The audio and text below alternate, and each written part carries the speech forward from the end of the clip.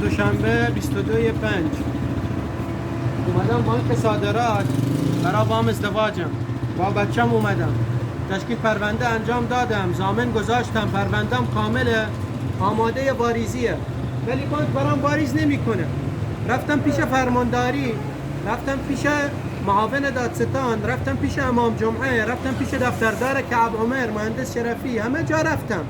بچم نیاز به عمل داره، پاهاش تو گچن، پاهاش چماقی، نیاز به عمل داره، به وامم نیاز داره.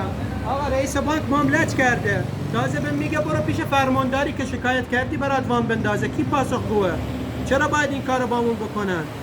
چون پسر مسئولی نیستیم برامون واریز نمیکنن، ولی پسر یکی از مسئولا روز جلو خودم 2 ماه پیش عقد کرد، وامشو واریز کردن.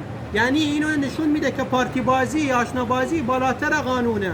الان ساعت 12 ظهره، من از ساعت 8 زدم بیرون، رفتم فرمانداری، رفتم دادستان، رفتم امام جمعه، رفتم دفتردار کعب عمر.